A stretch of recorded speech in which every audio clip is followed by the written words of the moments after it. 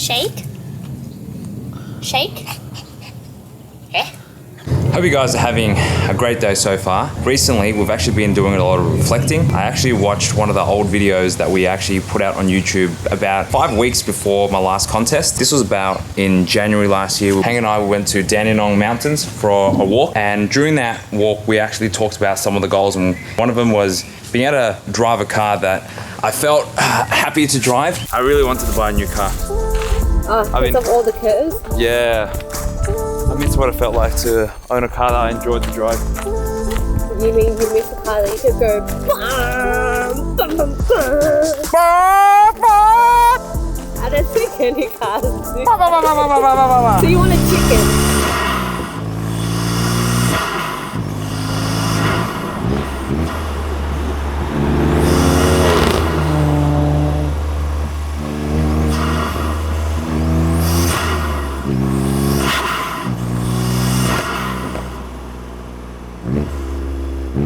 I was actually just driving a family forward drive and we drove past an M2, and I remember telling Hang that I missed driving a car that I actually enjoyed driving. Fast forward that year, we actually bought that M2. One of the other goals we talked about was Hang becoming full-time. I was already full-time.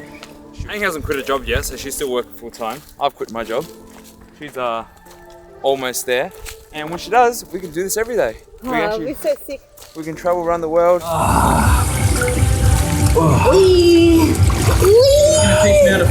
We're going to a beach club for some lunch. What are you having? What you've seen on Instagram? What are you looking forward to? I'm getting a chicken pesto pasta. Oh, yeah. Almost wasn't able to sleep. Was starting to get bitten by mosquito bites, and we just sprayed insect repellent all over. 10 out of 10 excited.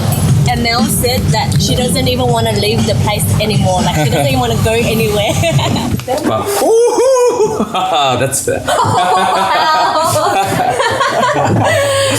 God. This does not even look real. The best thing about work for yourself is we're not bound by time, money, work location. You can work anywhere, anytime. Give me a couple months, guys.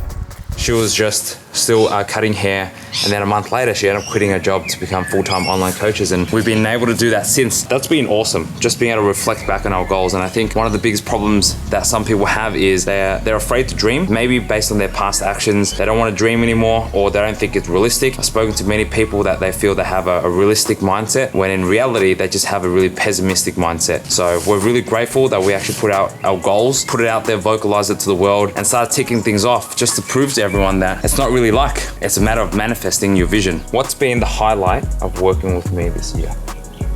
We get to spend time with each other, but then also we get to share all our clients' success story, so then we get happy as well. But then I think it's also about when there are struggles that we go through, we have to face, we get to face it together. So the hard time is hard, but at least you have someone understanding what you're going through. But then the good times, we get to feel it together as well. So it's kind of like riding the same highs and same lows. We actually did that before we were coaches, because we dieted down together, we were gaining together, we would get cranky at each other together. That was actually a good highlight. What would you say is the worst thing about working with me? I guess because we are a couple after all, so working together, business and relationship does become hard, because the line gets blurred. Otherwise, but it's something I'm more than happy to keep experience all over again.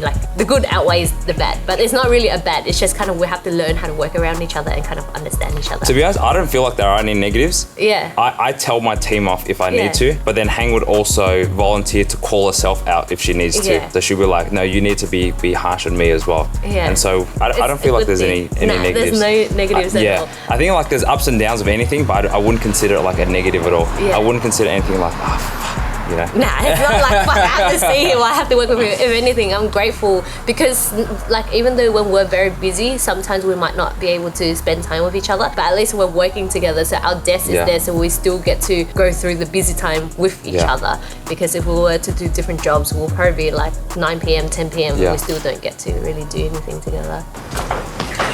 Alright, so we're gonna go for a walk now. I need to get 14,000 steps for the day. Currently, I am at 6,000. What are you at? Wow.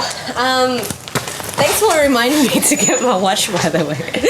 I purposely went to charge it. I'm at 4,000 as well, so we're square today. Square? Yeah.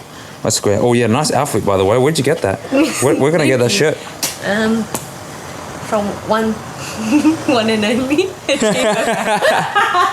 Shameless plug, apparel. Close the left garage. Good enough. See. This photo said 19 weeks. I'm like, what? The dog is 19 weeks, so much smaller than Crunchy. But then it's actually the after dog too. Looks exactly like Crunchy. I feel really blessed to live where we do because we always have these nice circuits around that we can actually walk to. It actually made lockdown quite easy for us. And I actually prefer walking the same circuits. We actually had this discussion the other day. Hang, when I first started walking with Hang on during lockdown, she wanted to go to a different circuit every day because it was fresh and exciting. But when you go to a different circuit every day, it feels endless because you don't know when that circuit is going to end. When you go to the same circuit, you know exactly where you are at all times. Yeah. Let me know, would you guys rather walk the same circuit or a different circuit every day? What would you rather now? Have you changed? I've learned my lesson with when like you go taking a new route, you have no idea how long it will take to get back.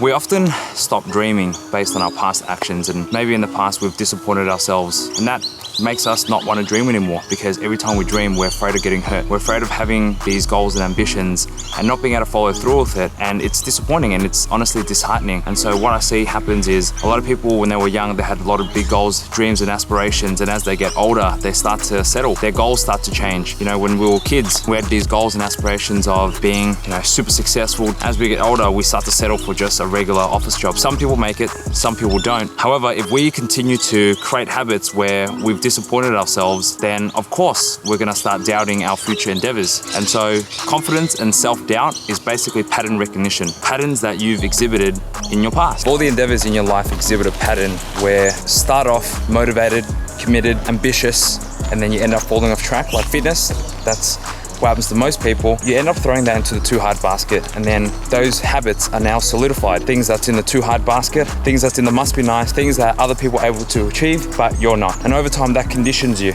It conditions you to think like that. In quotes, having a realistic mindset. One of my clients actually had this, in quotes, realistic mindset, and we came to the conclusion that he actually really had a negative and pessimistic mindset. His idea of life was very gloomy and dull. And I remember what it felt like to have life be gloomy and dull, not have a sense of direction. What Hang and I feel now is, honestly, it's completely different. Being able to live every day and actually look forward to it, and just the idea of thinking about the future is so exciting, because honestly, when you have this outlook in life, every day becomes exciting, and then you think of the limitless possibilities of life and what you can achieve, and infinite personal progression and personal development. When I was studying civil engineering, it was such a depressing mindset to think like, this is what I'm going to be doing for the rest of my life. Clocking on, doing a job that I don't really enjoy, and yeah, maybe one day I'll get promoted, and maybe one day I'll be able to buy a house, but that wasn't really my idea of happiness. And honestly, having a pessimistic mindset is actually a choice. You can choose to think negatively, be a victim of your circumstances, blame your circumstances, blame the people around you, or you can actually start to look within yourself and see how you could have made a difference. Gary Vee says it really well. A lot of people are too busy pointing fingers rather than pointing thumbs. So if you start pointing thumbs and you actually look within yourself to see how you could improve and be better, you're gonna live a much happier life, because more of the things in your life is actually gonna be in your control, rather than blaming it on luck and blaming it on other people. Always on your phone, buddy. What, now, another doggo? I'm searching for things to buy for Crunchy. So we're walking along the Maribyrnong River, and recently in Melbourne, there have been a series of floods. Specifically, Maribyrnong was one of the worst affected suburbs. This whole area here was actually submerged underwater. And it was actually crazy to actually see footage of it. It's just a place that you're so used to being able to walk and hang out here, completely submerged underwater, and this pier here is actually still broken as well. And as we're walking around, we actually saw broken fridges, someone's garage, the roller doors of the garage is just flying around. I actually thought when I was walking by a couple days after that, perhaps they were doing some construction, but it was there for another couple days, and I realized all the debris that was actually left behind from the floods. So what a crazy couple of years. First off, we had Cove, you know, buckled the world down to his knees. We had crazy bushfires here, floods. It goes to show how feeble and weak mankind is, and we can just be wiped out by nature. It's crazy. How do we change our current beliefs? How do we override the way that we've been ingrained to think based on our patterns and our past and our previous behaviors? It's honestly quite simple. establish new patterns. If confidence and self-doubt is pattern recognition, well, if you establish new patterns, you can then re-establish your identity and the way that you think. And I genuinely believe from the start to the finish that the key to everything is actually fitness. It's what led us to our success, being able to quit our full-time jobs, take this full-time, not because we became fitness coaches, but because we started to believe in ourselves. We started to believe what else we could do. We were able to achieve our fitness goals, which 99% of the population weren't able to, not because we were gifted, but because we had the mental resilience, the discipline to actually go down to the end of the line. With everything else in my life, I'd always quit. And so I felt like fitness was the easiest thing I could do in my life. Unlike work, you have people that you have to compete with, maybe a skill gap, you have to wait for the right opportunities, maybe red tape, politics, whatever it is, timing. While fitness is binary, it's you versus you. It's just literally eating food and showing up to the gym.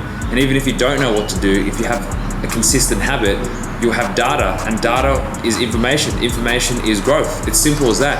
If you're consistent with your nutrition, your tracking, your training, even if you don't know the answers, you'll eventually figure it out. But consistency is actually key, and that's what it taught me. And I started to apply the same mindset to other aspects of my life. So as soon as I achieved my fitness goals, I started to think, what else could I actually achieve? I can picture myself holding this tripod like this. This is a new camera. I was actually originally planning to sell it because this whole rig is very expensive. But then I ended up giving it to Hang so that she can create content. I've had a camera for the last 2 years. I know how awesome it is, and I'd like her to better feel the same. Heck yeah! You better use it. Every time we walk by here, Hang wants to go to that cheesecake shop. Especially when I'm dieting. How brutal is that? Do you guys reckon that's brutal? So there's a warehouse sale. Stuff for Crunchy is all around $1 or $2, so you can get a whole chunk of random stuff for around like $50. You can probably get a bed, you can get some water bowls, you can get some treats, you can get some harnesses, some lead. Oh my god, drinking bowls, food bowls, everything. The other day you spent like $60 and get 2 things? Yeah, for a harness and a lead. Wouldn't this was like a harness and a lead is like $1 to $3 for one. Since we already spent $60, wouldn't that be an indicator? I would double down and spend another $60 at this place. Are you enjoying our walk so far? I'm loving it. So I know what I want for Christmas. I want a little garden bed from Bundes. So it's pretty much like a nice wooden square box, and it's quite high like this. And then like I want to buy random plants that I like and then have them and watch it. Pretty, huh? It actually looks quite nice. I know. And Crunchy's gonna love it. Alright guys, wrapping up today's episode. Hopefully you guys enjoyed. One last lesson I want to give you guys before we wrap up is don't be afraid of failures. Don't be afraid of those moments where things don't turn out the way that you want. Don't be afraid of missing, because every time that you get to a point where you almost break, where you in quotes fail or you encounter a challenge, you're going to learn. Every time you learn, you get better, and that's how we grow, through moments that make us uncomfortable. This is why I feel fitness is symbolic for life, because you go to the gym not to do things that you're comfortable, but to do things that are outside your comfort zone. And if you're constantly doing things that are just inside your comfort zone, you're never really going to learn. And so the more things you do that's outside your comfort zone then starts to expand, and more things are going to be, or less things are going to be uncomfortable, and you become more well adapted, you learn skills, attributes, and that's what's going to take you to the next chapter of your life. Okay guys, that is it. Hopefully you guys enjoyed. Remember to like and subscribe, and we'll catch you guys in the next one. Peace!